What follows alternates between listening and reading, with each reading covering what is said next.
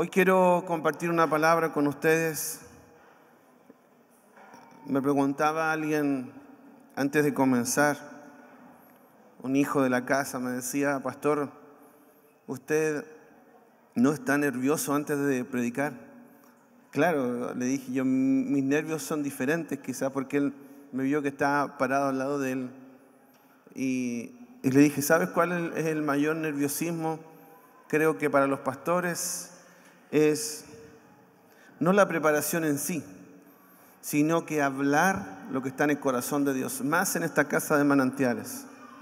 Porque uno pudiese tomar un libro, uno pudiese transcribir de otro lugar y copiar y pegar, y no estaría mal, porque no diría nada que no esté en la Biblia. Pero el peso de responsabilidad, en especial en esta casa, es hablar lo que está en el corazón de Dios. Y eso sí te pone nervioso, sobre todo cuando estás orando y preparando para saber qué es lo que Dios quiere.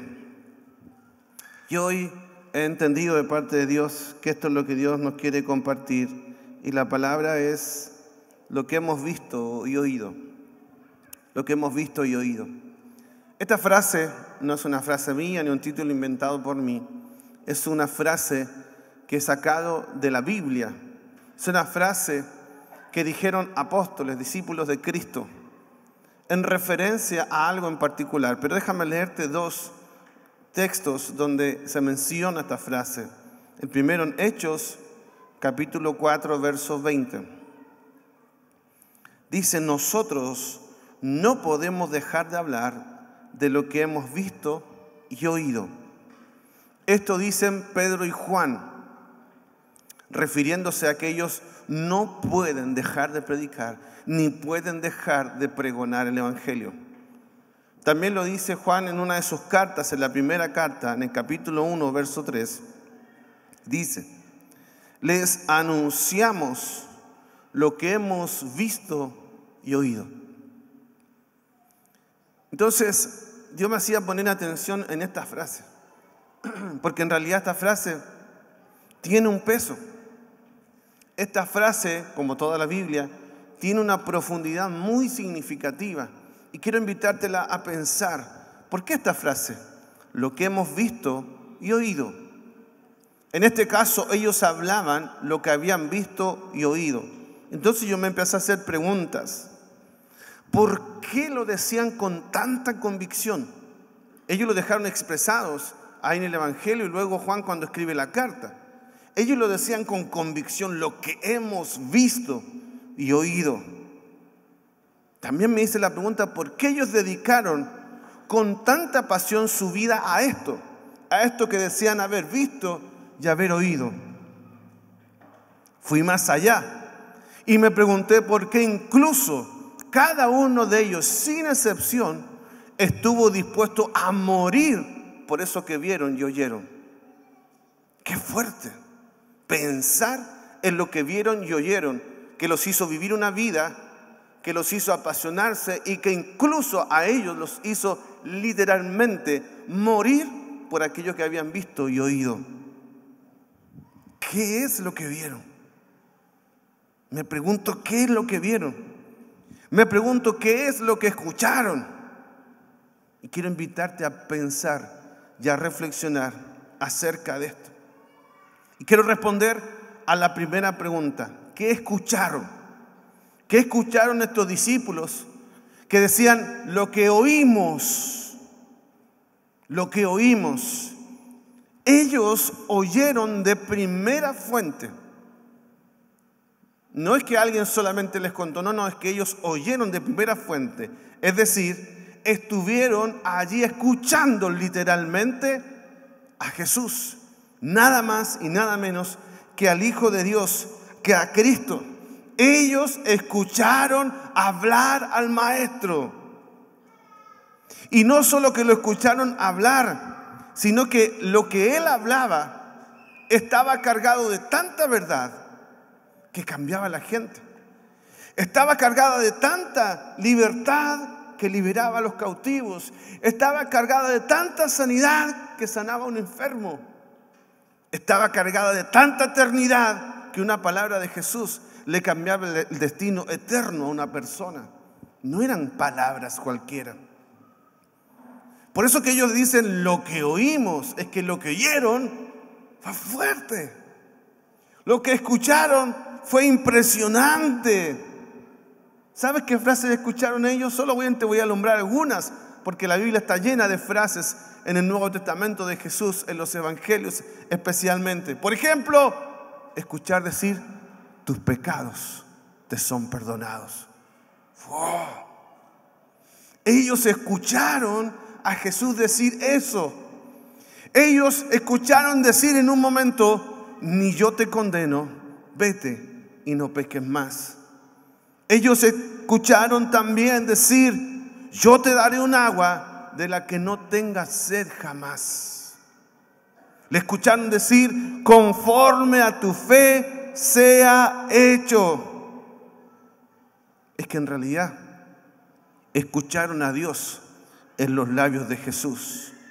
Y cuando Dios habla a través de alguien, en este caso de Jesús mismo, te cala profundamente, te cala hondo. Yo me imagino que cada vez que Jesús hablaba, lo dejaba pensando, diríamos nosotros comiendo caldo de cabeza.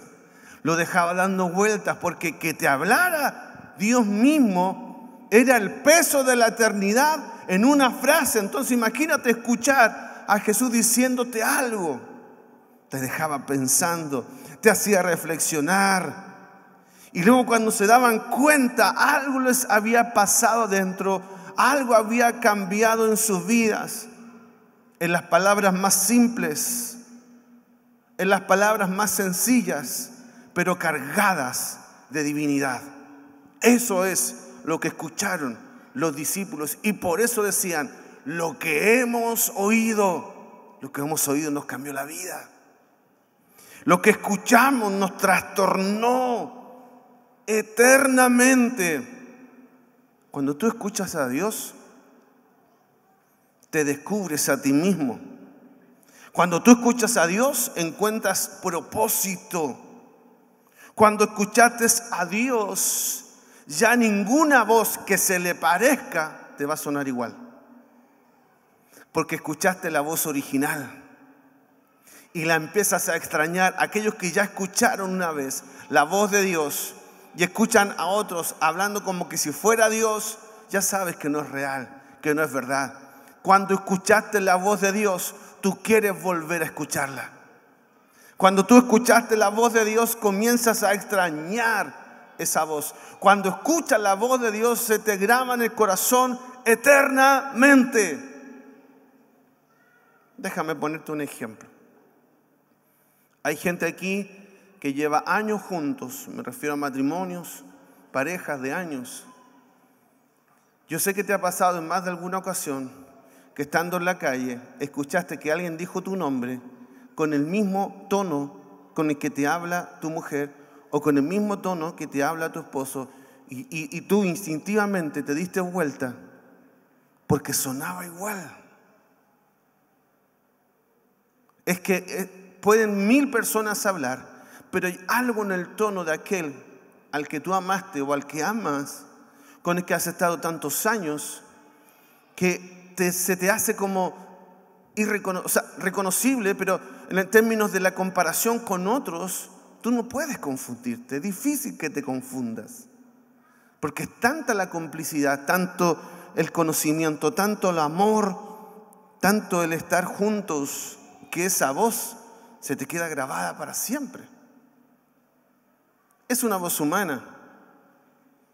Digo para siempre en términos generales, porque en el paso del tiempo se puede olvidar, pero hay una voz que nunca se olvida.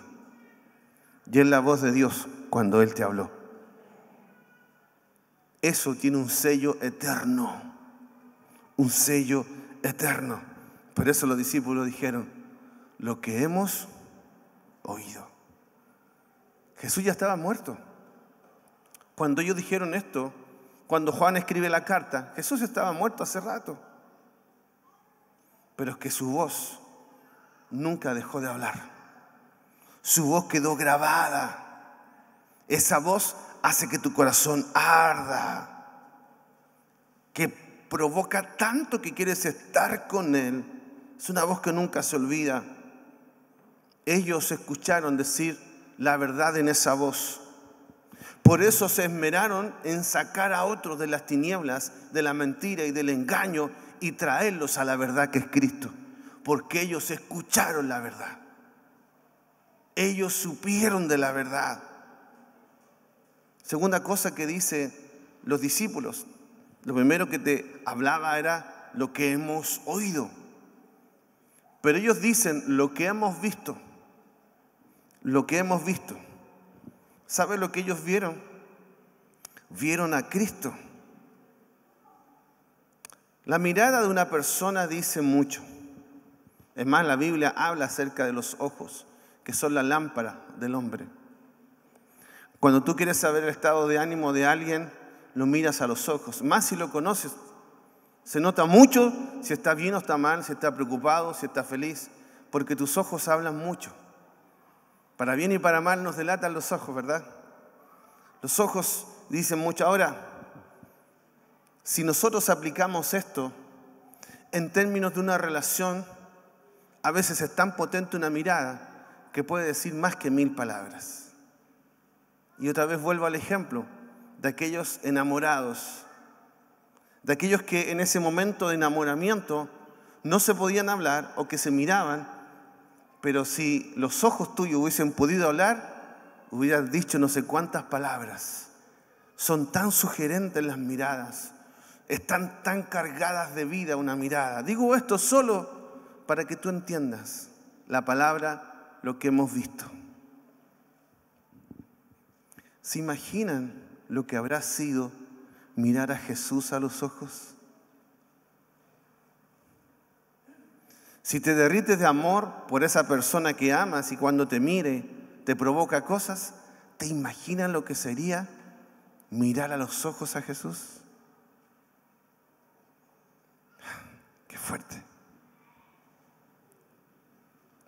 Yo lo primero que pienso y se me viene a la cabeza es que si Jesús me mirara, lo primero que yo me sentiría es como que Dios me desnudara con su corazón, ¿no? Que su mirada es como que se nota todo lo que soy, lo malo, las debilidades, mis problemas, mis rollos, todo es como que quedo al descubierto, al desnudo. Una sola mirada de Jesús, me imagino yo, era para derretirse. Y me imagino, además, que era una mirada de amor eterno. Entonces, yo me imagino una mezcla de sensaciones. Un amor tan grande que te sientes amado por ese que te está mirando, que es Jesús, pero al mismo tiempo inmerecedor. O sea, ¿cómo yo voy a ser merecedor de que Él me mire con ese amor, siendo yo tan malo, siendo yo el que me equivoqué y el que pecó, el que no reconocí, el que le desobedeció? Es como que por un lado la alegría de sentirme amado y por otro lado la vergüenza de que no merezco ese amor. Creo que te pasaría lo mismo y tendrías la misma sensación de sentirte amado, pero al mismo tiempo tan inmerecedor de ese amor. Una mirada eterna para perderse en ella. Una mirada para nunca más dejarla de mirar. Ya solo con este hecho, los discípulos le cambió la vida para siempre. Vieron a Cristo a los ojos. ¿Qué habrá sido? ¿Qué privilegio tan grande? O sea, si ellos tuvieran que decir lo que hemos visto, vieron a Cristo cara a cara, vieron la eternidad. Ya con eso basta todo, pero no solo que lo vieron a los ojos, sino que además vieron todo lo que Él hacía. Ahí, testigos presenciales en primera fila, viendo todo lo que Él hacía. Ellos, por ejemplo, vieron cómo Jesús le abría los ojos a un ciego y comenzaba a ver. Ellos vieron cómo paralíticos se levantaron de sus camas y comenzaron a caminar. Ellos vieron cómo enfermos terminales y desahuciados volvieron a ponerse de pie. Ellos vieron cómo sordos de años recobraban su audición. Ellos vieron una niña muerta en su cama que se volvía a caminar y volvía a hablar. Ellos vieron cómo un poco de comida se multiplicaba para dar alimentación a miles que estaban con él. Ellos vieron cómo él le habló a la lluvia y a las tormentas y a las olas gigantes y los hizo callar. Ellos vieron cómo un hombre que llevaba días muertos en estado de descomposición se paró firme sobre sus pies y salió caminando de una tumba. Ellos vieron.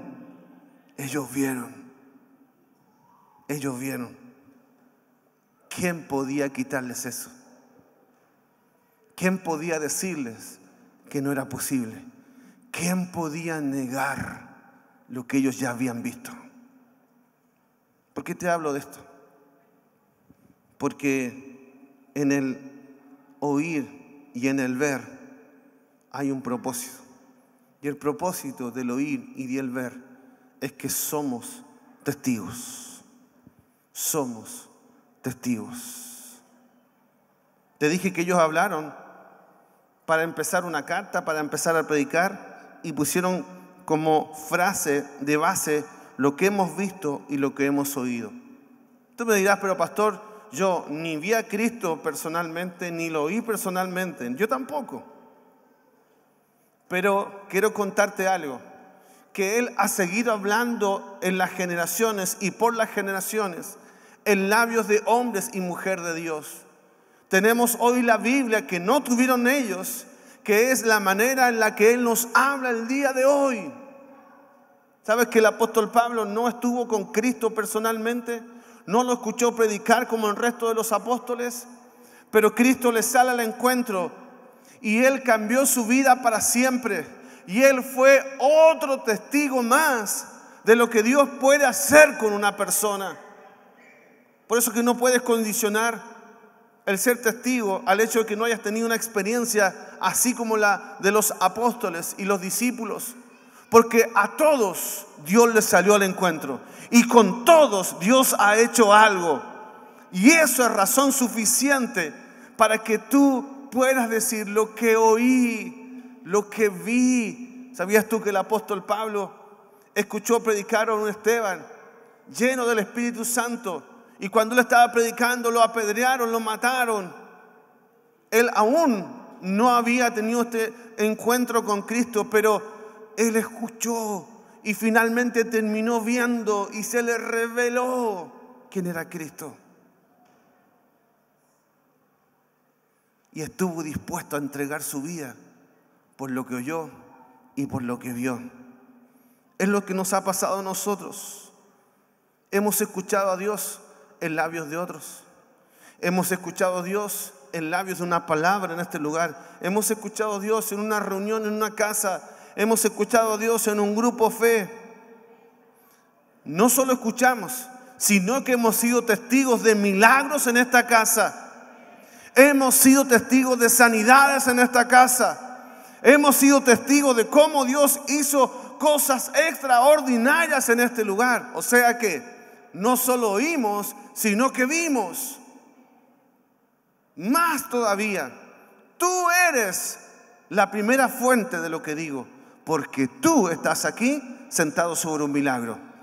Hay muchos de los que están aquí sentados sobre una oportunidad que solamente Dios les pudo haber dado. Están sentados sobre un matrimonio que Dios salvó. Están sentados sobre una paternidad que Dios sanó. Están sentados sobre una sanidad de un diagnóstico de muerte. Dios te salió al encuentro.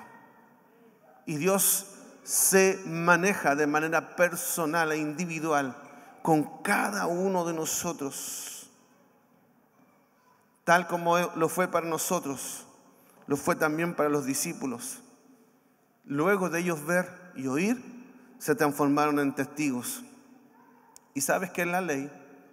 Un testigo no puede declarar inocencia frente a los hechos. Un testigo está obligado a atestiguar. No puede alegar inocencia, porque si fue testigo, ya es parte. Tú has sido testigo y beneficiado de la obra de Dios. Y eso te hace responsable de este mensaje. Eso nos hace responsable a todos de este mensaje. No podemos alegar inocencia. Una persona podrá hacer lo incorrecto porque no sabe, como Saulo no sabía. Pero una vez que se te reveló Cristo y se te mostró Cristo y escuchaste y viste y oíste, ya no eres inocente. Ahora te toca ser testigo y atestiguar de lo que oíste y de lo que oíste. Estamos rodeados de tanta odiosidad en nuestra nación, de tanta perversión, de tanta maldad, que se necesita con urgencia que nosotros seamos esos testigos, que les hablemos de lo que hemos visto y de lo que hemos oído. No dejemos que nuestras sociedades se corrompan más. No dejemos que nuestras sociedades caminen hacia la perdición.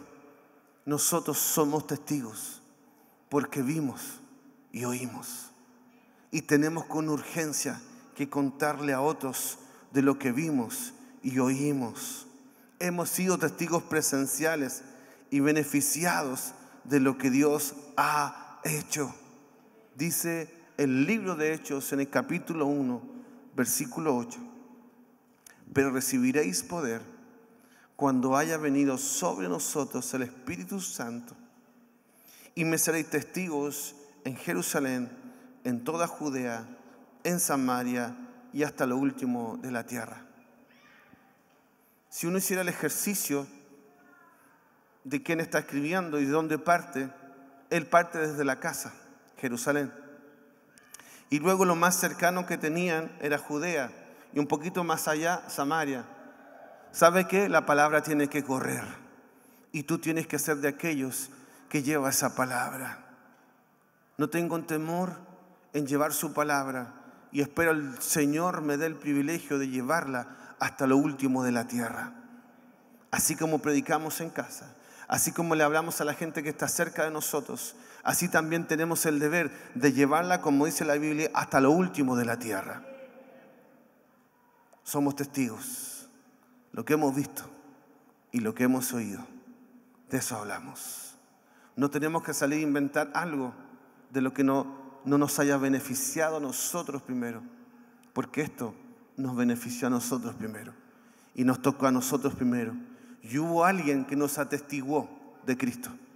Ahora nos toca a nosotros ser testigos para el mundo de que hay un Cristo. Pastor,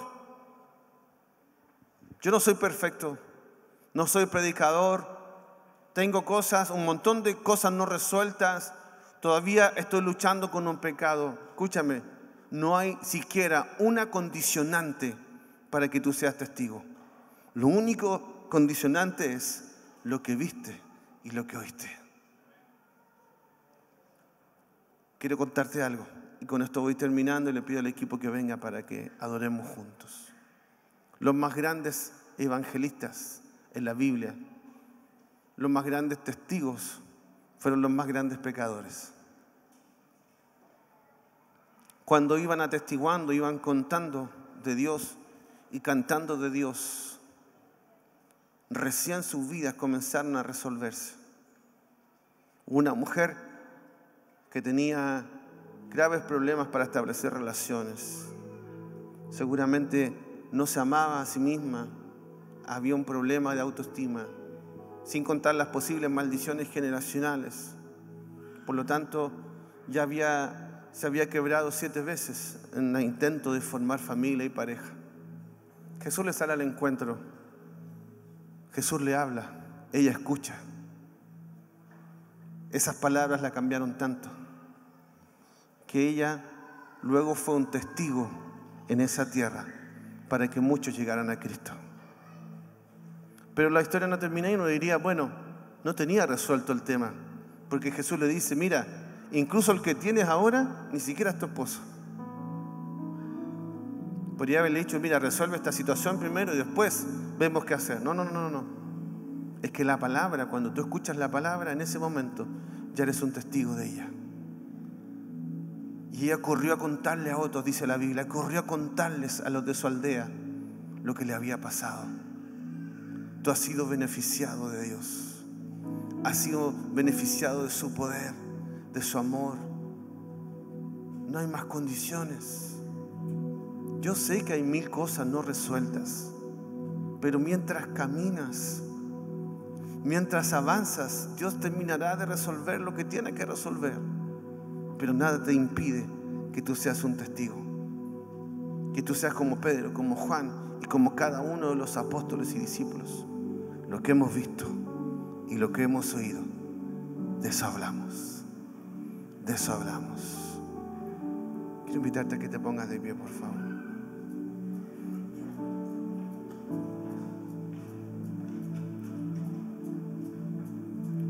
Dice también la Biblia que el Evangelio es poder.